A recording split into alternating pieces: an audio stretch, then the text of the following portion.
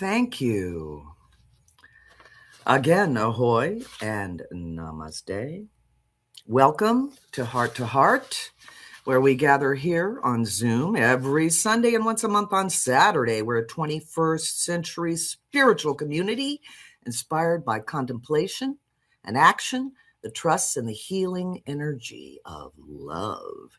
And we're doing meditation here in 3 parts. There's a teaching, there's a meditation, and there's a sharing. We call it inspiration, meditation, contemplation. And I'm on the hot seat today. Hopefully, can inspire you to have a wonderful meditation. My name is Rebecca Rumbley, and I'm going to talk to you about Hinduism very generally and introduce you to the god Ganesha. Here's my plan. I will introduce you to Ganesha, and then a brief overview. Oh, it's so vast, of Hinduism. But I thought since we're an interspiritual community, maybe we should know something about what the Hindus believe. Something about them. We know a lot about Christianity and a lot about Buddhism and a little bit about Sufism. I bet there's some people here that know a lot more about Hinduism than I do. So bear with. I want us to learn the mantra to Ganesha so that you can practice and invoke Lord Ganesha if and when you need him. I've been invoking him all week, and if I have a little bit more oomph, a little bit more pep, get going. I'm starting to sell stuff on eBay. I can't do massage forever. Amazingly, after about 20 years of threatening to do that, I made about $200 last week selling old stuff. Ganesha. Anyhow, so we will chant the mantra together with a couple of tracks, about 13 minutes of wonderful musicians singing, and you can chant along with them if you want, or you can mute and ignore it. It's up to you. And we're going to have our usual share. And then I want us to sing, let us sing. Ganesh is Fresh, which is a hip hop song by MC Yogi, aka Nicholas Giacomini from Northern California. Anyhow, if you want to sing, I posted the Ganesh is Fresh lyrics on the WhatsApp thing. And they're out there. Or you can just boogie down because it's got a nice beat. And if you listen to the lyrics, it explains everything about Ganesh. So it's pretty cool. It's like a hymn. So about the mantra, my goal here is that you learn to chant the mantra. So you have it in your lighthouse bag for new beginnings, any kind of new venture, and to give you strength to get through it, whatever it is, even the morning with your coffee. And chanting, it's believed to clear mental blocks, harmonize the body's energy, and align you with the qualities of the divine. Okay, so here's the mantra is Om Gam Ganapataye Namaha. Okay, Om, that's the universal sound. Primal sound of the universe, ultimate reality. Gam is the seed sound of Ganesha, called a biha. It's also the seed syllable of the first chakra, the red chakra, the Muladhara chakra. And Ganapataye means Lord of Beings. Ganesha. And sometimes it's Ganapataye. You'll hear the singers singing it a little pronunciation a little bit differently. If you want to write this down, then you don't have to be wondering what the hell. You can just have it there on your, notepad or what have you. And you can also try. Namaha means I bow down. Anyhow, go ahead and write it down. Om Gam Ganapataye Namaha. And a neat thing about that, you can chant it however you want. And I've got the 2 tracks, one faster and one slower, that we can practice chanting the chant for Ganesha. So let's first go into Hinduism just a little bit. So Hinduism, mostly in India. India is the most populated country on the planet. In 2026, they've got, and these are the Hindus in 2026, 1.48 billion people. That's about 18% of the entire global population. So we should know something about Hinduism. These are the people who identify as Hindus. So what is Hinduism? It's the result of the merging of the ancient Indus Valley civilization. Think Mohenjo-daro or Harappa, if you have any old school memories of those things. The merging of those peoples with the nomads that came around 1500 BC. They're called the Indo-Aryan migration, or nowadays we often refer to it as the Indo-Iranian, since this word Aryan has been twisted into ideas of the master race. Anyhow, the 1500 BC, or it might have been thousands of years earlier. Scholars are not agreeing about that. Next thing, the words Hindu and India come from the same word, Sindhu. The name Hindu just means the people who live on the other side of the Indus River. The Persians called it Sindhu, which is just the name of the Indus River. But they tended to drop their S's for H's. So instead of Sindhu, they move the H over and you get Hindu. Just means everybody living over that way across the river. Now, so the Persians, they told the Greeks, and then the Greeks dropped the H and added IA and made India. Okay. So what are the core beliefs of all these people who identify with Hinduism? Number one, belief in one universal soul called Brahman, Brahman, not to be confused with Brahmin or Brahma, Brahman. I take that word man out there. I'll help me remember. Brahman is a formless, genderless source of all reality. It's the universe and the material that makes up the universe. Think of it as an ocean. If everything that exists is an ocean, and that is Brahman, then everything that we see is a drop in the ocean propelling out of it. So all these drops, you, me, everyone, Ganesha, everything that ever existed, are separate from Brahman for a time. But yet they are still the same thing. Thus, all the many deities, and there are thousands, they don't reject any. Nobody's editing and saying, like they did in Christianity, we're going to bury all of those books in the ground, or we're going to edit this into a nice, tight little prayer. The Hindus seem to have allowed everything to come in. And so there's just so much. It's a bit daunting. Anyhow, all the many deities in Hinduism are just drops in the ocean that is Brahman. So if you don't like the idea of polytheism versus monotheism, you could consider that all of these many gods that they have are merely paths to understand and get to the greater ultimate universal thing. We don't even have, and we call it God normally. Anyhow, Brahman. So they are all one God. So number two, they believe in an immortal soul. It's called Atman. I'm sure you've heard of that, Atman. The actions of the soul while it inhabits a body will have effects on that soul's next life. And when your body dies, your soul moves on to a new body. It's a little like Tibetan Buddhism and the wheel of samsara.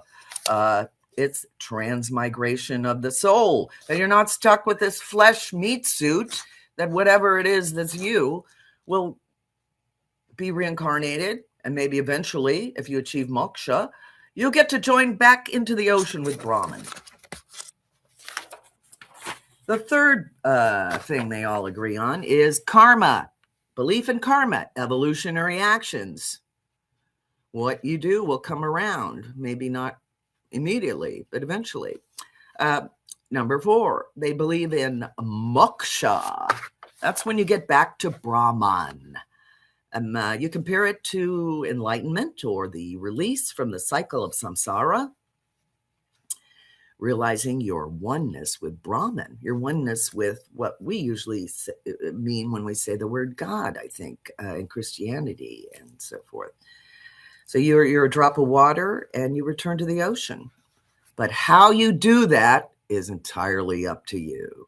You have so many possible ways to get there that, you might only know about the one that your family is trained in.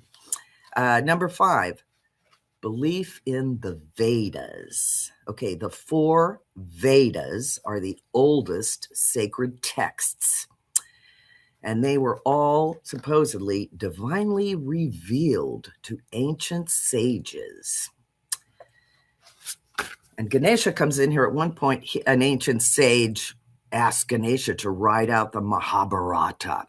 That's a story I'll tell you in a minute. Okay, number 6, they believe in a kind of cyclical time. There's no beginning, no end. They have a concept of the 4 yugas, Y-U-G-A. These are 4 eras that form a repeating cosmic cycle of time in Hindu belief, where truth and goodness slowly decrease from the first age to the last. And we are currently in the last age. The whole cycle lasts over 4 million years. We are currently in the Kali Yuga, which lasts over 400,000 years. So this is cyclical time. It's kind of interesting. You know how we have those cycles of dependent arising. We can kind of relate to that. They also believe in Dharma. Now, Dharma, in this case, do your Dharma. Dharma is a word. It can refer to law, like you're studying Dharma in the law school or anything. It refers to multiple aspects of life. Proper behavior to maintain balance in the universe. Follow your Dharma, like a path in life. Do your Dharma. It's like a duty. Dharma must be followed for society to function. Every creature has its own Dharma. A lion's Dharma is to kill and eat. A human's Dharma is usually based on their age or their position in society or their gender. And they've got a hierarchy of castes, from the Brahmins to the Shudras to the untouchables, which you may have heard of, which may be a reason why you don't want to know about Hinduism. How can they do that to those people? But it's been twisted and changed and rewritten, and there are like 4,000 separate castes that are out there for those who are interested. Anyhow, a note on the caste system. So you've got the Brahmins, that's M-I-N-S, not Brahman, which is the ultimate reality. The Brahmins are priests, teachers, and scholars, and they're considered, the highfalutin dudes. The Kshatriyas, that's with a K, Kshatriya, rulers, nobility, warriors, kind of thing. The Vaishyas, that's the third caste group, are farmers, merchants, business owners. Doing business considered kind of crass. The Kshatriyas and Brahmins wouldn't be doing business and making trade. Then there's the Shudras. Somebody's got to do the toting and carrying. It's the Shudras. These are laborers and service providers for the other groups.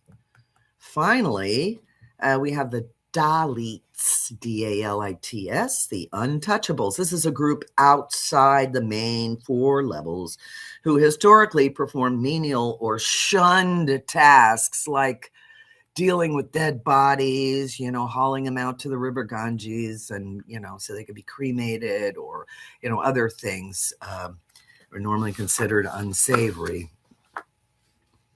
But India's constitution made caste discrimination illegal after independence from the British in 1947. But then it's still lingering around, isn't it? It's like our own American racism. It's illegal to discriminate, and yet it seems like we still do, yeah? The British were especially organized at reinforcing this caste system.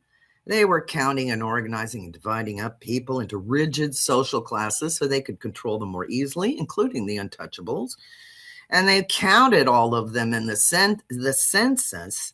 And the last time they did a census, they stopped doing that. Last time they did a census by caste group was in 1931, when the population was 350 million people. Much bigger now. The census recorded, like I said, about over 4,000 distinct castes and groups and tribes. So about the caste system, the original teaching of the caste system was more like, find what you are good at and then do it, instead of your father was a Kshatriya or a Shudra, so you have to do that forever. They kind of became less upwardly mobile, over the thousands of years. Now, maybe with just if you're going to get married to someone from one of the different caste groups, there might be some talk and so forth.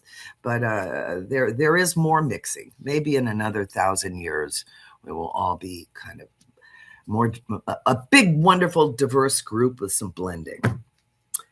Okay, they believe in also these sacred texts. Now, I mentioned the Vedas, but there's no Bible or Quran or Torah, the one thing you carry around with you that's in every hotel room drawer.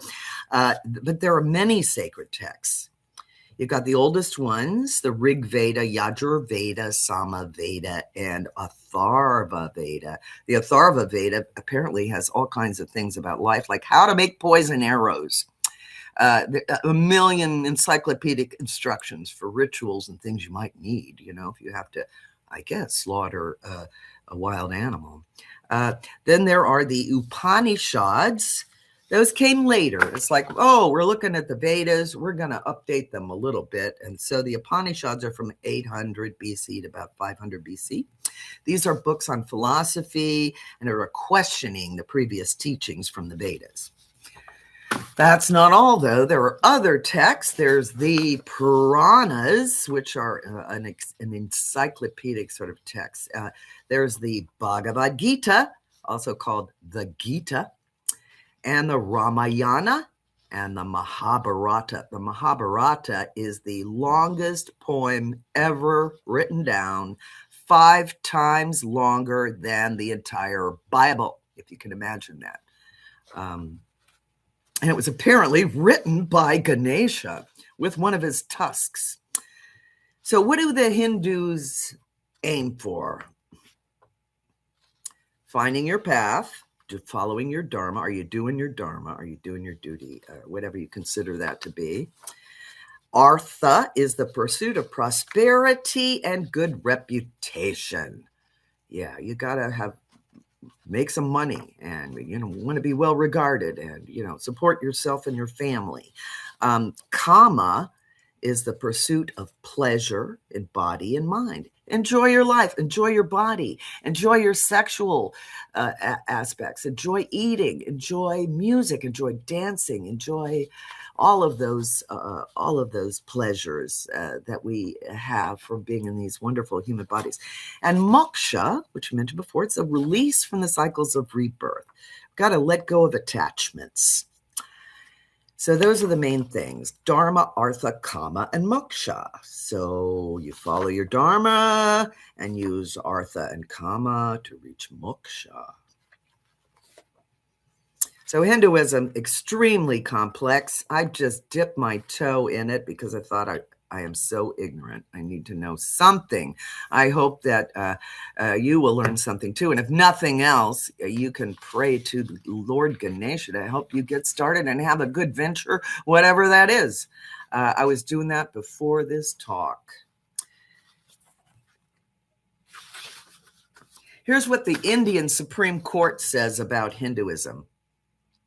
Unlike any other religion in the world, the Hindu religion does not claim any one prophet.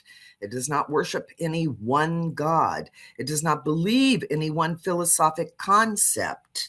It does not follow any one act of religious rites or performances.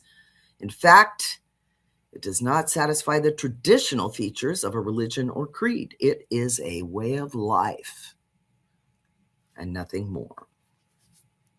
It's still kind of confusing to me. Anyway, so what about all those deities, thousands of deities? Well, let's just have a peek at these. Let's see, it's 11:21.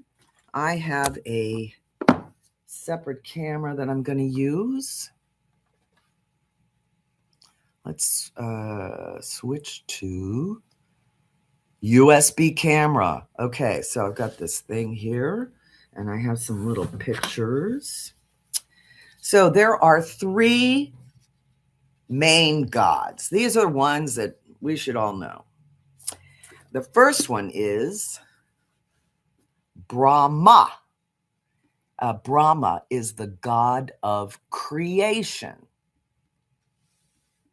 And this is not the best thing. This is from this little card set that I bought. So Brahma has 4 arms. He is not as popular as the other 3 of the Trimurti, but he is the god of creation. Let's see. So in the card, it's the blessings from Brahma. He instills creativity, overcomes infertility, happiness, and aids in the learning process. We have also of the Trimurti, Vishnu. Vishnu is usually blue, has 4 arms, has a little thing there. He cut your head off if you get in his way, and various other things that I don't know about. These coming out of the lotus. So that's Vishnu. And the third, this one is the so-called father of Ganesha. This is Shiva. Ooh, Shiva's kind of scary. The destroyer. Vishnu, the preserver. Brahma, the creator. Creator, preserver, destroyer. Okay, destroyer, not like, well, maybe it's at the end of the yugas he might destroy the planet, but mostly like clearing out all that stuff to make way for something new. You know, what do you need to let go of, I guess? Shiva has a big snake around his neck. I guess that's the obvious thing when you're dealing with Shiva, and he doesn't have extra arms. So this is, and he usually has like some kind of tiger thing. Here, this picture shows other snakes. And he spends a lot of time meditating up on holy Mount Kailash. So also, I'm going to tell you about So those are the Trimurti. Well, how do we get to Ganesha from there? Via Parvati. This is Parvati. She is it says here she's the queen of ascetics. She's like the Mother Earth goddess, you know. I think she could do all these jobs herself. As usual, women are kind of, off to the side. Parvati, she's holding baby Ganesha, and she has multiple arms, which is quite wonderful. And finally, we'll get to Ganesh here. This is Ganesha himself. And there are a lot of things about his... about the image and iconography. Let's see, Ganesha. So he is the elephant-headed god. You probably noticed him. He's the only one I ever noticed. People with elephant heads, I said to myself, why is my camera going off? Okay. So I'm going to tell you a story. He's the son of Parvati, also considered the son of Shiva, even though Parvati made him herself with her own body and a bunch of turmeric paste, which you can also do. There's a YouTube video on how to make a little idol of Ganesha with turmeric paste, which I looked at, but I didn't make one. There's everything out there on the internet. So the story about... I see I'm going to run out of time here. Let me finish the story. So Parvati and Shiva are a couple. Parvati wants to take a bath in private. She goes to the bathhouse. She doesn't want anyone interrupting her. all the people around are Shiva's personal attendants, and she doesn't want anybody coming in on her. So she creates this little creature out of turmeric paste and other things that she had there in her bathroom. Take your shampoo and your loofah sponge and make a little idol, and then breathe life into it. So she created this child, who was, of course, incredibly devoted to her, and named him Ganesha. And she told him he was there to protect her.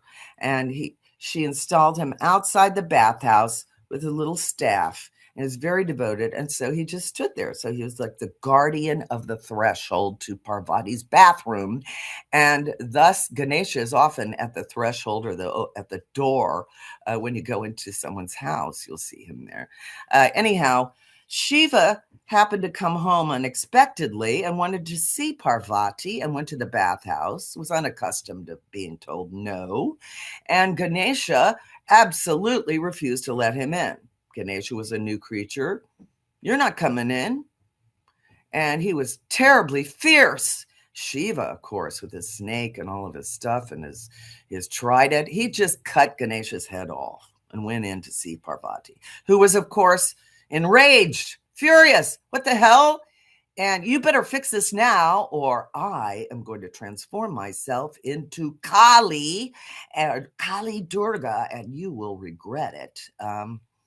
All of these gods can transform themselves into a fierce versions or anything. You can imagine yourself when the spirit of rage comes over you. So Shiva thought he better fix this. He sent his ganas, his attendants, his little, pack of Praetorian guards north to find a replacement head for this child. Get the first one you find, he said. I don't know where they found a dead body. I don't think they found an elephant and slaughtered it and took its head.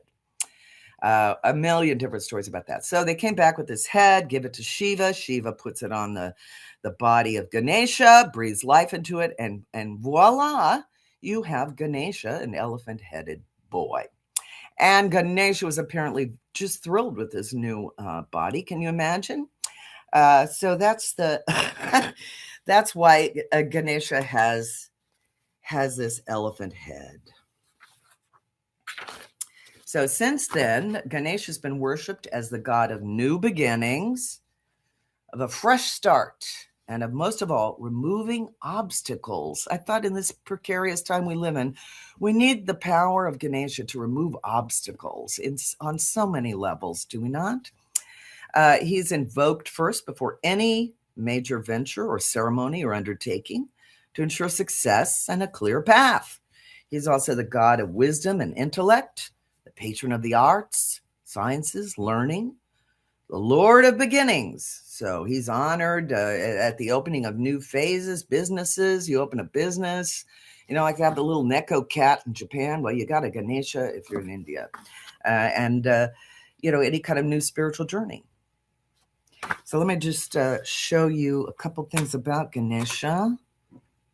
Oh boy, let me give you 5 more minutes and we're going to dive into meditating. All right, Ganesha is here.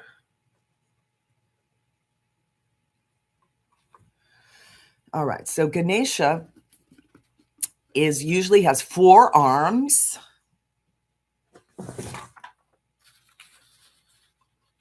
He has a very large elephant head, which think big, learn more, use your intellect to its fullest potential.